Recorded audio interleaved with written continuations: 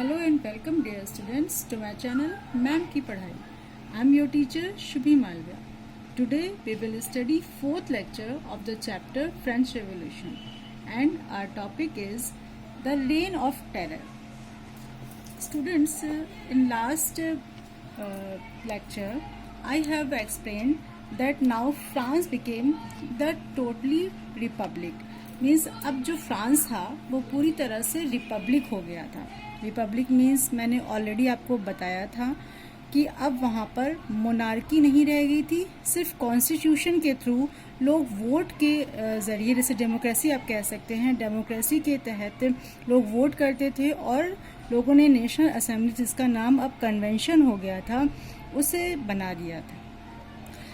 ऐसे टाइम पर जो जैकोबिन्स क्लब थे उन्होंने अपनी गवर्नमेंट बनाया because they have got maximum votes. उन्हें ही सबसे ज़्यादा वोट्स मिला था and this is why now the Jacobins made their government in France and Maximilien Robespierre became the head of the government in France.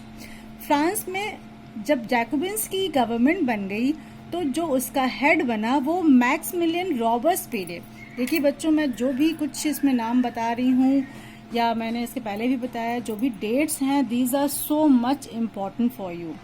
Not only 9th as well as 10th class also. ये 10th class में boards में अक्सर repeat होते हैं, पूछे जाते हैं. तो ये चैप्टर आपका मोस्ट इम्पॉर्टेंट है. This is why I have made 4 to 5 videos. ये मेरा 4th लेक्चर है और नियर अबाउट एक वीडियो मेरा और बनेगा. इसीलिए मैंने इसको थोड़ा सा लॉन्ग बनाया है, क्योंकि अगर मैं इसको बहुत जल्दी समझा दूंगी तो ये आपकी समझ में नहीं आएगा. इसीलिए मैं छोटे छोटे वीडियोस के थ्रू आप लोगों को समझाने की कोशिश कर रही हूँ. तो देखिए, Maximilian Robespierre, who was he, अक्सर क्वेश्चन पूछा जाता है. तो he was the leader of the Jacobins club. Jacobins club का लीडर था और उसी जैकोबिन्स क्लब की अब गवर्नमेंट बन गई थी. कहाँ पर? फ्रांस में. जबकि लुई 16 को मार दिया गया था, उसको एग्जीक्यूट कर दिया गया था.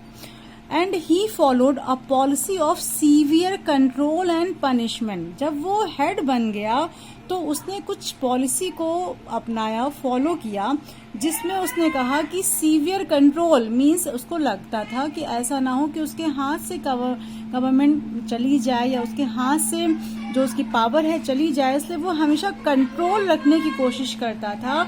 इसलिए उसने अधिक से अधिक उसने पनिशमेंट देना शुरू किया. उसको हमेशा ये डर होता था कि कहीं उसके हाथ से उसकी गवर्नमेंट निकल ना जाए. इसी वजह से उसका जो रूल ईयर था that was 1793 to 1794. It was called और known as the reign of terror.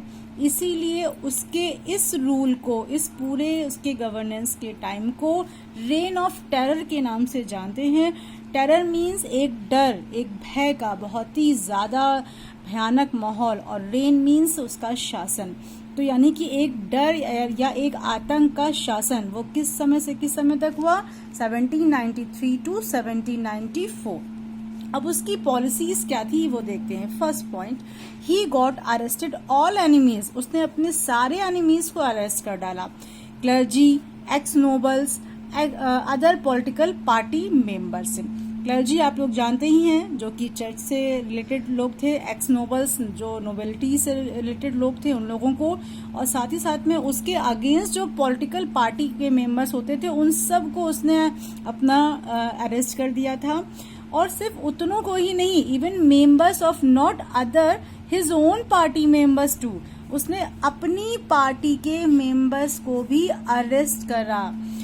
Who did not agree with him, जो कि उसकी पॉलिसी को गलत ठहराते थे या उसकी हाँ में हाँ नहीं मिलाते थे या उस पर क्वेश्चन करते थे कि ये आपने ऐसा क्यों किया, आपने गलत किया है. नेक्स्ट पॉइंट, ही सेंट ऑल पर्सन्स गुलेटॉइन. देखिए, एक नया वर्ड यहाँ पर आ रहा है. ये क्वेश्चन पूछा जाता है, explain the term guillotine. Guillotine was a device by with a person is beheaded. ये एक ऐसा डिवाइस बनाया गया था रेन ऑफ टेरर यानी कि जैकोबिन्स के टाइम में या मैक्सिमिलियन के टाइम में, जिसमें लोगों को के सर को रख दिया जाता था और 2 पोल से वो बना हुआ होता था और बीच में लोगों के सर को रखते थे और उसी सर के ऊपर एक धारदार हथियार तलवार टाइप में कुछ होता था और उनका सर रख के उसके ऊपर उसको चला दिया जाता था, जिससे कि लोग जिनको उस गुलेटाइन पर रखा जाता था वो बी हेडेड मीन्स उनका सर धड़ से अलग कर दिया जाता था। तो वो इन जितने भी लोगों को अरेस्ट करता था उन सबको वो गुलेटाइन करता था। It was named after doctor Guillotin who invented it. ये जो गुलेटाइन नाम है ये गिलोटिन नाम के एक डॉक्टर थे, उन्होंने ही इसको इन्वेंट किया था, बनाया था, इसीलिए उन्हीं के नाम पर इसका नाम गिलोटाइन रखा गया था। इनैक्टमेंट ऑफ लॉ, रॉबेस्पियरे ने कुछ अपने लॉज को इनैक्ट किया था, उनको लोगों को फॉलो करने के लिए बोला था। तो वो क्या थे देखते हैं। First point, he fix maximum limits for all wages and prices.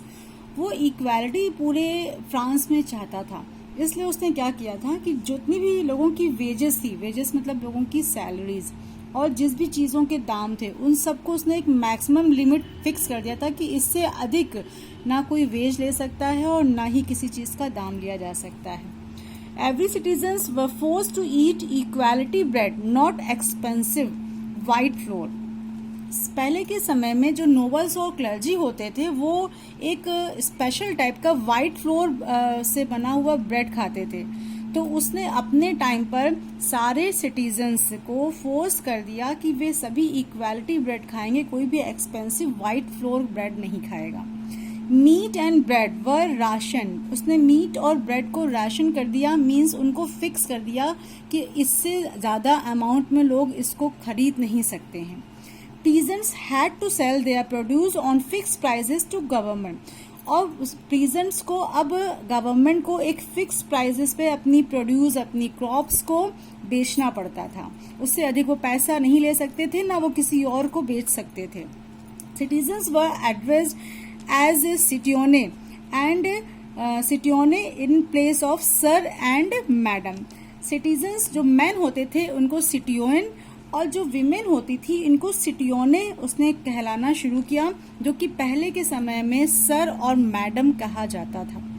Churches converted into barracks, churches को बंद कर दिया गया क्योंकि चर्चेस उस टाइम पर आप जानते ही हैं लुई 16 के टाइम पर एक पावरफुल चर्चेस होते थे और क्लर्जी से रिलेट होते थे, इस वजह से उसने उनको टोटली बंद कर दिया। या तो उनको बैरक्स बना दिया गया या तो फिर उनको ऑफिसेज बना दिया गया। अब इतनी बुरी कंडीशन जब कोई भी पावरफुल पर्सन ला देगा किसी भी गवर्नमेंट में, तो व्हाट वुड बी हैपन, क्या होगा, लोग अपोज करेंगे और जब अपोज करेंगे तो उसका एंड आएगा। तो end of Robespierre. On July 28, 1794, Robespierre together with his closest associates sent on guillotine. और रॉबेस्पियरे का भी अंत वैसे ही हुआ जैसा उसने अपने एनिमीज के साथ किया था। उसे भी 28 जुलाई 1794 को अपने जो क्लोजेस्ट एसोसिएट्स थे उन्हीं के साथ में गुलेटाइन कर दिया गया। इस तरह से जो उसका 1 साल का जो टेरर का जो रेन था वो खत्म हो गया। That was 1793 to 1794। Now France ruled by a directory. अब फ्रांस में कोई राजा नहीं रह गया, तो the power had come in upper middle class hands. अब जो अपर मिडिल क्लास के लोग थे उनके हाथ में पावर आ गई। After fall of Jacobins government, Jacobins government के गिरने के बाद न्यू लॉज इम्पोज। अब कोई नया बनता है तो ऑब्वियसली वो अपने लॉज इनैक्ट करता है, तो नए लॉज को फिर इम्पोज किया गया।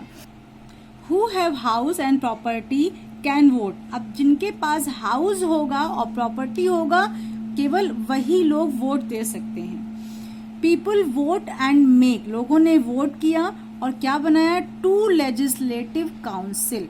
लोगों ने वोट देकर, जो उनके पास घर था, जिनके पास प्रॉपर्टी थी, ऐसे लोगों ने वोट देकर 2 लेजिस्लेटिव काउंसिल को बनाया।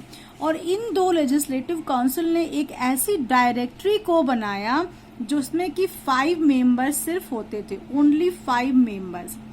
ये इसी लेजिस्लेटिव काउंसिल में से ही चुने जाते थे। But after that they were started quarrel together, लेकिन इनमें आपस में बिल्कुल भी एक मत नहीं थे वो लोग। दे स्टार्टेड क्वारलिंग, उन्होंने आपस में लड़ना शुरू कर दिया।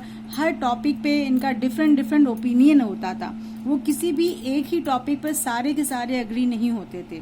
सो there was not a strong political structure. ये बहुत इंपॉर्टेंट चीज है कि जब कोई भी पॉलिटिकल स्ट्रक्चर वीक होगा तो फिर अगले किसी को मौका मिल जाता है, एक चांस मिल जाता है रूल करने का। इसी वजह से 1804 means so Napoleon Bonaparte had got chance to be a dictator of France. 1804 में यानी 1804 में नेपोलियन को चांस मिल गया इस वीक पॉलिटिकल स्ट्रक्चर को देखकर कि वो एक डिक्टेटर बन जाए। He was a military dictator. Military dictator means वो एक मिलिट्री मैन था और मिलिट्री मैन के बाद वो एक डिक्टेटर बना। डिक्टेटर के लिए मैं आपको बता दूं, a person who ruled a country with his own view और ओपिनियन, जो अपनी सिर्फ चलाता है, सिर्फ अपनी बात मनवाता है, किसी की भी नहीं सुनता है, कोई कॉन्स्टिट्यूशन नहीं रखता है, that is called the dictatorship. तो अब पहले देखिए जैकोबिन्स के टाइम में क्या हुआ था, लोगों ने वोट किया था और डेमोक्रेसी वहां पर आई थी, पूरा फ्रांस रिपब्लिक हो गया। इसके बाद फिर डायरेक्टरी रूल आ गया और वापस अब फिर यहाँ पर डिक्टेटरशिप आ गई। तो फ्रांस की कंडीशन आप देख रहे हैं कि टाइम टू टाइम ये चेंज होती जा रही है। नेपोलियन ने क्या किया, he started to attack and conquer neighbouring countries in Europe. जो नेपोलियन था चूंकि मिलिट्री मैन था तो उसको हमेशा किसी न किसी पर इन्वेड करने का मन होता था, वो शांति से बैठने वालों में से नहीं था। उसने फ्रांस पर इतना ध्यान नहीं दिया, उसकी बजाय उसने नेबरिंग कंट्रीज जो थी यूरोप की उनको कॉन्कर करना मीन्स उनको जीतने में अपना टाइम लगाना शुरू कर दिया। He placed his family members on the defeating countries throne, और जिस भी कंट्री को आसपास वो डिफीट करता था वहां पर वो अपने फैमिली मेंबर्स को ही केवल थ्रोन पर बैठाता था, उनके सिंहासन पर बैठाता था, क्योंकि वो किसी और पर बिलीव नहीं करता था। He made uniform system to weight and measure। देखिए इस लाइन को मैंने रेड से लिखा है, this is very important line because it is asked many time in exams. ये क्वेश्चन अक्सर पूछा जाता है कि नेपोलियन का इम्पोर्टेंट वर्क क्या था, तो ये इसमें आएगा कि उसने यूनिफॉर्म सिस्टम को अपनाया। किस चीज में, वेट एंड मेजरमेंट में। मीन्स उस समय फ्रांस में और पूरे यूरोप में जो मेजरमेंट था वो अलग अलग था। फॉर एग्जाम्पल जैसे अगर आप 1 मीटर कपड़ा लेने जाएंगे तो आपको चाहे यहाँ पर लीजिए, चाहे कानपुर लीजिए, चाहे आप जम्मू कश्मीर में लीजिए, हर जगह आपको सेम ही क्वांटिटी मिलेगी, वो पूरा 1 मीटर ही मिलेगा। लेकिन पहले यूरोप में ऐसा नहीं था, थोड़े थोड़े एरियाज में जो ये मेजरमेंट था वो अलग अलग होता था। कहीं पर वही 1 मीटर में थोड़ा सा मिलेगा, कहीं उससे ज्यादा मिलेगा, जिसकी वजह से लोगों को बड़ी परेशानियों को फेस करना पड़ता था। तो उसने एक यूनिफॉर्म सिस्टम लाया, मतलब सब जगह एक सब वेट और मेजर सिस्टम हो गया। 1815 battle of Waterloo. Waterloo word आप लर्न करके रखिएगा, रिमेम्बर रखिएगा हमेशा। Napoleon defeated and kill. Napoleon का भी अंत हो गया किस बैटल में, बैटल ऑफ वाटरलू। कब हुआ था, इन 1815। Now students, I am ending my video here and don't forget to like, share and subscribe my channel. If you have any questions, you can ask me through comment box.